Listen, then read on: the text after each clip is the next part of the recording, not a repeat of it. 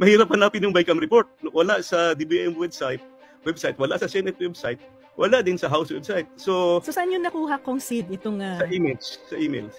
Kasi pinadala sa mga congressman. Pinadala sa mga email kasi yung mga agenda at saka yung important documents everyday nagpapadala ang secretariat noon. So more than 300 members of Congress at saka 24 members of the Senate pinadalhan kami ng individual emails. Kaya ngayon pa lang yung mga nagsasabi na draft lang yung na-receive ko. Sorry, na-receive ko yan, ipakita ko yung email na na-receive ko. At saka pirmado yan, hindi yan draft report. So binalikan ko. Confirm ko na po na original yung natanggap ni Kong Sid na document at legit na BICAM report dahil may isang senador na nagpadala din sa akin ng kopya ng bicameral report. Maaari natin ipakita. Ipakita natin ngayon kasi yes, that's 222 to 25 pages. 222 pages. Yeah. Actually, noong araw, binabasa talaga namin yan eh. In fact, during our time, maganda yung pag-explain ni Shelo, no? Na yung House at saka Senate may ibang version usually. So iba yung figures na papasa ng House, ibang ng figures na papasa ng Senado. Kaya kailangan mo ng actually, mangangailangan ka ng tinatawag na bicameral conference committee to harmonize or to reconcile the differences. Yan. Ayan.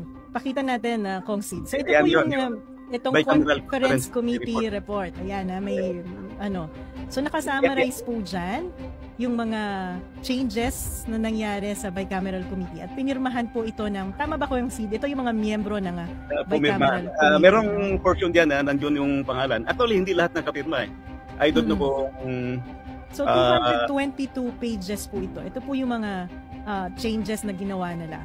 No? Tapos nandito yung summary po yan. Yan. Tapos ay sa bandang gitna ay nandito yung mga miyembro ng bicameral committee. Ito pong dokumento na to ay hindi publicly available. Hindi po ito makukuha ng mga taong bayan, hindi natin ito makikita. So ito po yung miyembro ng BICAM. But that's a public document, no? It should be. Dapat madali itong makuha no? Pero tinatago ito eh. So ayan po, si Senator Grace po ang chairman ng Senate at si Congressman Zaldico ang chairperson ng House of Representatives. At ito yung mga miyembro. Ayan po, si Senator Pia Cayetano ay hindi pumirma. Senator Bongo, Congressman Asidre, hindi rin pumirma. Senator Legarda, Congressman Neptali Gonzales, Senator Risa Hontivero, Senator Amy Marcos ay hindi pumirma. Congressman Madrona, Congressman Duavit, and Senator Coco Pimentel. Yung mga hindi pumirma, yes. Yes. So if you go down, baba ka lang ng konti, SP11, page SP11, makita mo na yun na merong blanco agad.